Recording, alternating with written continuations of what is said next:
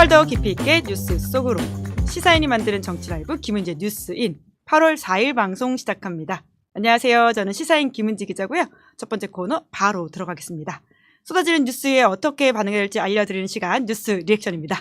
나경희 기자 안녕하세요. 네, 안녕하세요. 네, 월요일의 문을 활짝 열어줄 신인기 변호사님 반갑습니다. 네, 안녕하세요. 신인규입니다. 네, 지방에는 비가 많이 온다고 하니까 호우 조심하시면서 첫 번째 뉴스 바로 들어가 보도록 하겠습니다. 네, 첫 번째 뉴스 들어가기 앞서서 현재 국회 상황을 잠시 전해드려야 될 것 같은데요. 방송 3법, 노란봉투법, 상법 개정안 이렇게 세 가지 법에 대해서 여야가 서로 각을 세우고 있다가 민주당이 노란봉투법 처리는 다음으로 미루고 우선 방송 3법을 지금 국회 본회의에 올린 상태입니다. 그러니까 국힘은 예고했던 대로 필리버스터, 무제한 토론에 들어갔고요. 첫 주자로 신동욱 국민의힘 의원이 나섰습니다. 그러니까 이제 본회의장에 있던 민주당 의원들을 모두 퇴장한 상태라고 하고요. 근데 국회법상 24시간이 지나면 표결을 통해서 재적 의원의 5분의 3 이상이 찬성을 하면 필리버스터를 종료시킬 수가 있거든요. 그래서 내일 오후 4시를 넘어서 아마 방송 3법이 통과될 것으로 예상이 됩니다. 네, 요 소식은 저희가 내일 그럼 방송을 좀 더 자세하게 다루도록 하고요. 첫 번째 키워드 본격 들어가겠습니다. 네, 윤석열 구치소에서 체포 거부. 네, 방송 시작 전부터 많은 분들이 댓글을 관련해서 달아주고 계시는데요. 좀 놀라운 일입니다.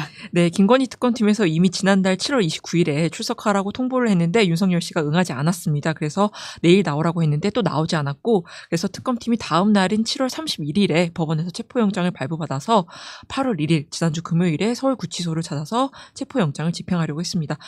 그런데 조금 민망하긴 한데요. 특검팀에서 체포하려고 독방에 들어가니까 윤석열 씨가 재소자들이 입는 그 수의도 입지 않은 채로 그러니까 속옷 차림으로 독방 바닥에 누워서 조사를 거부했다고 합니다. 그래서 특검은 20분, 30분 간격을 두고 이제 총 4번에 걸쳐서 체포영장 집행을 고지를 했는데 피의자 윤석열 씨는 계속 들어누운 채로 체포에 불응했다고 하고요. 특검팀은 안전사고를 우려해서 물리력 행사를 자제하고 이제 당일 체포 집행은 일시 중지를 했습니다. 그런데 이 이야기가 전해지니까 윤석열 씨 변호인단이 발끈하고 나섰습니다. 너무 더워가지고 잠시 수의를 벗었던 건데 그걸 체포를 피하기 위해서 일부러 벗고 들어누운 것처럼 발표한 거 문제가 있다는 건데 근데 20분, 30분 간격을 두고 이제 4차례 체포 요구를 했다고 하면 최소 2시간은 대치를 했다는 건데 그 시간 내내 벗고 있었다는 것도 좀 이해가 안 가기는 합니다. 그러니까 하여간 법무부 장관도 이런 행동에 대해서 강한 우려를 나타냈는데요. 정 법무부 장관은 페이스북에 국민들께 더 이상의 수치심을 드려서는 안 된다. 라면서 수감자에 대해서 엄정하고 공정한 법 집행이 되도록 체포 관련 규정의 미비점을 정비하겠다라고 밝혔습니다. 체포에 실패한 특검팀이 이제 조만간 2차 집행에 나서겠다고 이제 밝혔는데요. 이제 체포영장 시한은 오늘 7일까지입니다. 오늘은 지났고 이제 6일은 김건희 씨 출석이 예정돼 있으니까 아마 내일 재집행에 들어가지 않을까 싶습니다. 네, 신인기 변호사님도 법조인으로서 여러 구속 피고인 혹은 피의자들 보셨을 텐데요. 이런 상황은 목격하신 적 있습니까? 근데 보통 법원이 발부한 영장은 그 누구도 막을 수가 없기 때문에 유일하게 허용된 합법적인 강제력이거든요. 그래서 보통 우리가 체포를 피하기 위해서 집안에서 문 잠그고 만약에 숨는다. 그럼 경찰이 소방 불러가지고 문을 따고 들어가죠. 예. 실제로 부수고 들어갑니다. 그렇죠. 잡아오죠. 예. 근데 이게 지금 윤석열 씨 같은 경우는 구치소 안에 수감되어 있는 상황에서 지금 이제 소환 조사에 응하지 않다 보니까 법원이 발부한 체포 영장에 근거해서 지금 구인을 실시하는 거거든요. 근데 여기에 대해 가지고 뭐 자율신경계 이상으로 체온 조절 때문에 그랬다. 온갖 의학적 용어는 다 지금 갖다 붙이고 있는데 결국 덥다고 하면은 빨리 옷 입고 나와서 특검 사무실 가면 시원하지 않겠습니까? 오히려 자율신경계에 훨씬 큰 도움이 돼가지고 체온 조절에 도움이 될 것 같은데 여전히 옷을 벗은 채 구인이 불가능할 정도로 저항했다. 이게 지금 팩트거든요. 지금 윤석열 씨 측 변호인단은 뭐 여러 가지 이유를 들어서 뭐 모욕감을 줬다라고 지금 여러 가지 반박을 하고 있는데 정작 모욕감을 느끼는 거는 법 집행이 안 되는 거를 느끼는 국민들. 네. 그리고 일국의 대통령까지 지낸 사람이 속옷바람으로 저항을 했다라는 게 국민적 모욕이 되고 국가적 모욕이 되는 것이지 윤석열 씨가 법을 어겨가면서까지 모욕을 운운하고 인권을 들이미는 것은 본인도 법 집행기관으로서 역할을 지난 30년간 해온 입장에서는 어불성설이고 말 같지도 않은 말장난이다. 전 그렇게 생각합니다. 네, 그란트푸스 님도 이 뉴스는 건조한 팩트일 뿐인데 TMI를 들어버린 듯한 끔찍한 기분에 주말 동안 시달리고 말았다라는 이야기를 했는데요. 윤석열 피고인의 충격적인 행태라고 하는 것이 국민들한테 주는 메시지가 굉장히 좀 크다라는 생각이 드는데요. 근데 특검의 공보 행태에 대한 비판도 있거든요. 이 사실을 알린 것이 오히려 인권 침해적이다라는 주장을 하시는 분들도 계시던데요. 그건 어떻게 보십니까? 근데 만약에 이 상황에 대해서 특검이 공보를 하지 않는다면 그럼 특검은 영장 집행을 실패한 무능한 기관 내지는 영장 집행을 행하지 않은 그런 불성실한 특검이 되는 거거든요. 예. 그렇기 때문에 특검 입장에서는 본인들의 귀책이 아니라는 점은 당연히 밝히는 것이고 거기에 대해서 이 지경까지 온 데에는 주된 책임이 옷을 벗고 자율신경계를 운운하는 윤석열 씨 측에 있는 거 아니냐.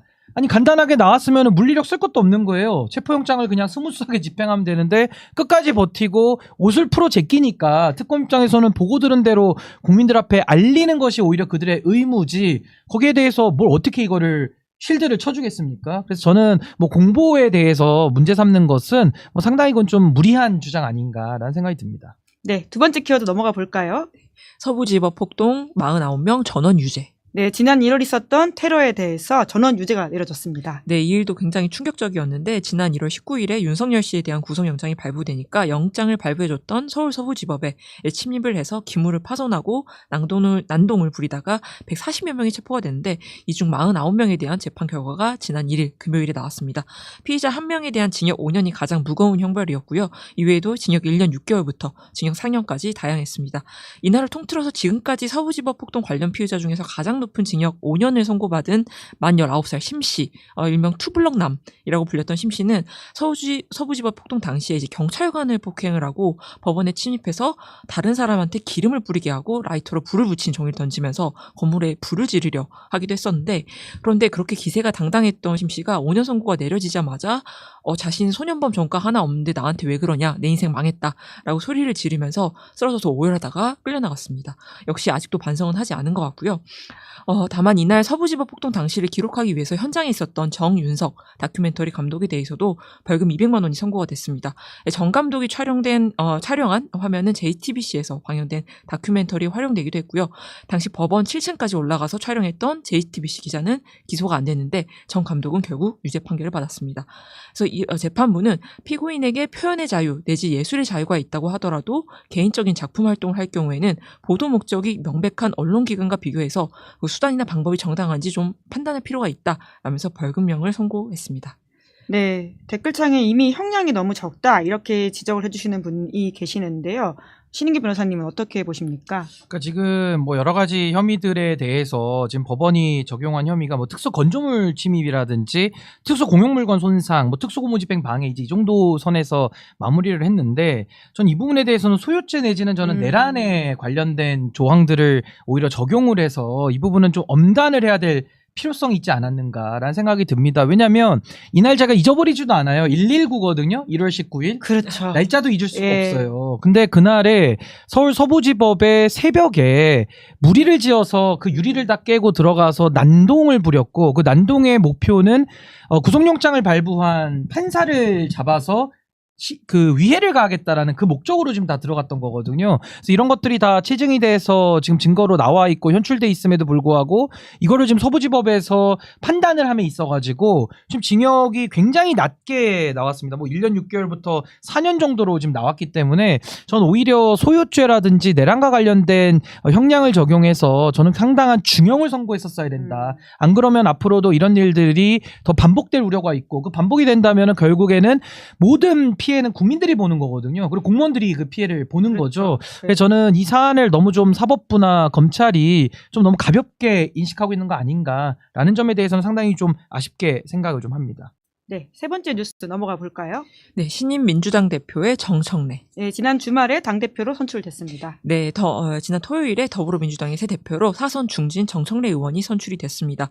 61.74%의 득표율을 얻었고 상대였던 박창대 후보를 23.48%포인트라는 큰 격차로 따돌리고 압승을 거둔 건데 투표가 끝난 직후에 정 대표가 이제 페이스북에 수락 연설문 올리고 감사문 올리고 이재명 대통령으로부터 축하 전화를 받았다라는 소식을 알렸고요. 그 다음에 올라온 게시물이 인물이 이제 강선우 의원과 통화했다, 많은 위로를 해주었고 당 대표로서 힘이 되어드리겠다고 약속했다라는 내용이어서 좀 논란이 일기도 했습니다. 선거 직후에 이제 기자들과 만난 자리에서 정 대표가 계엄군에게 총을 돌려서 국회로 쳐들어왔다. 그런 사람들과는 사과하지 않으면 악수하지 않을 거다라고 말을 하기도 했는데 실제로 통상 당 대표가 당선되면 이제 상대 정당 대표를 찾아가서 인사하던 암묵적인 룰에 따르지 않고 아직까지도 이제 송원석 국민의힘 비대위원장과의 이제 방문 일정을 잡지 않은 상태입니다. 그리고 오늘 국립현충원 참배를 했는데도 이제 보수 정당 출신 대통령 묘역은 찾지 않았고요. 김대중 전 대통령 묘역만 참배를 했습니다. 그리고 정청래 대표가 또 당 사무총장의 삼선 조승래 의원 그리고 정책위의장의 사선 한정혜 의원을 임명을 했는데 오늘 당 대표로서 주재한 첫 회의이자 최고위원회의에서는 이제 검찰개혁, 언론개혁, 사법개혁을 폭풍처럼 몰아쳐서 정광석화처럼 끝내겠다라면서 약속한 대로 추석 전에 개혁을 완수하겠다라고 밝혔습니다.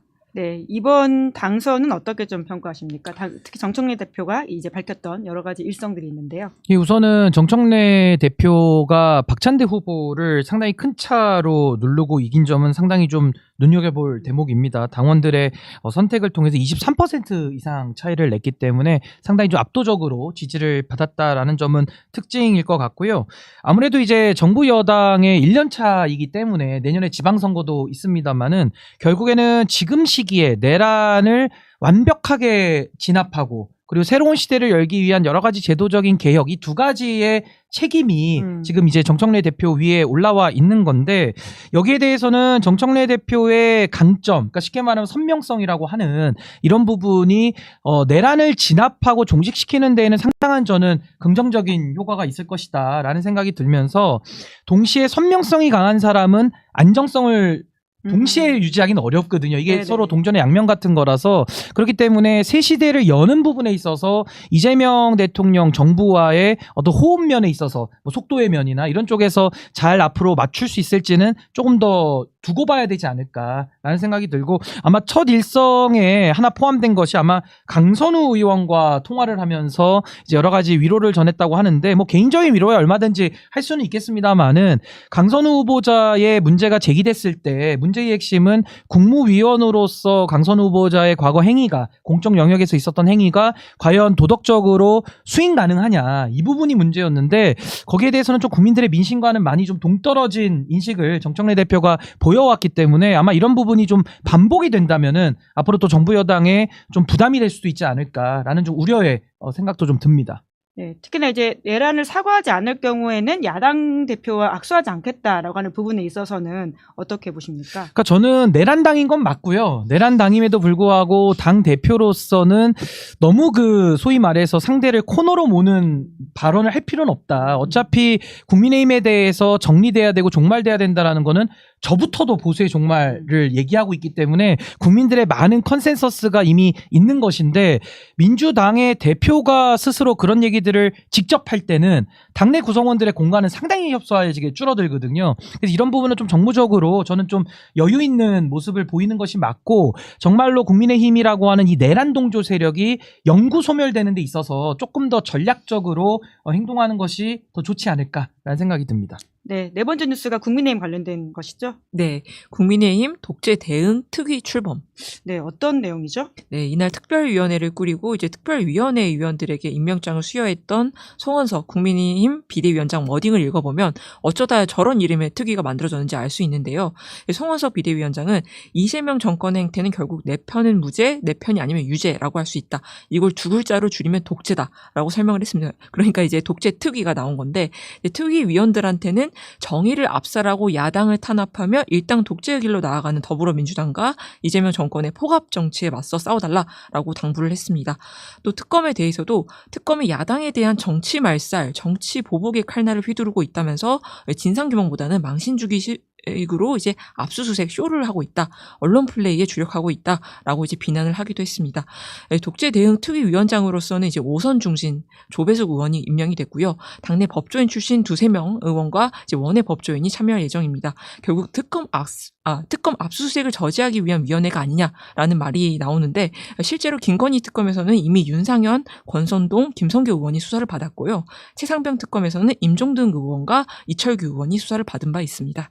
네, 독재대응특위위원회 출범은 어떻게 평가하십니까? 그러니까 뭐 이제 국민의힘은 거의 뭐 블랙 코미디 수준의 이제 아무 말이나 갖다가 다 붙이고 있는 건데 저는 뭐 국민적 설득력은 전혀 예. 없다고 보여지는 것이고 뭐라도 해야 되니까 이제 본인들이 이런 식의 무리수를 자꾸 두는 거거든요. 스스로 더 자멸하는 길을 간다라고 저는 보는 것이고 아무리 국민의힘이 이렇게 상대에 대해서 독재라는 딱지를 붙이고자 할지라도 예. 결국 내란을 일으킨 건 윤석열 씨고 그 내란에 동조한 거는 국민의힘의 구성원들이거든요. 그러니까 거기에 대해서는 국민적 심판이 앞으로도 더 무시무시하게 저는 기다리고 있다라는 생각이 들고 앞으로도 결국에는 특검 수사가 저는 지금 너무 미진하다. 훨씬 더 저는 강력하게 들어가야 되고 검찰에 대한 수사 그리고 국민의힘의 그 구성원들에 대한 수사까지도 저는 가야 특검에게 박수를 쳐줄 수 있기 때문에 저는 특검의 역할 그 역할을 통해서 저는 국민의힘은 상당한 그 소위 말하면 이제 역사 속으로 소멸되는 그 길을 걸어갈 것이다라고 저는 예상을 좀 해봅니다. 네. 보수의 종말을 누구보다 빨리 예견하셨던 신인규 변호사님이신데 또 보수 잘 알이지 않습니까? 지금 국민의힘 전당대회 치러지고 있는 상황인데요. 5일에서 6일에 당대표 컷오프도 예정되어 있긴 합니다. 좀 어떻게 결과를 예상하십니까? 지금 당대표가 5명 나와 있는데요. 예. 후보가 그중에 이제 1명이 떨어지고 결국 4명이 이제 경선에 들어가는 건데 이 예비 경선의 룰은 민심 50%, 당심 50%로 현재 되어 있습니다. 예, 예. 그렇기 때문에 뭐 김문수, 장동혁 후보는 뭐 상위권에 있다고 보고요. 나머지 주진우, 조경태, 안철수 이 세 분 중에 이제 2명이 붙고 이제 1명이 떨어지는 건데 제가 볼 때는 안철수가 탈락할 가능성이 현재로서는 매우 높다. 그 예. 이유는 너무나도 본인이 갈짓자와 같은 행보를 많이 했고요.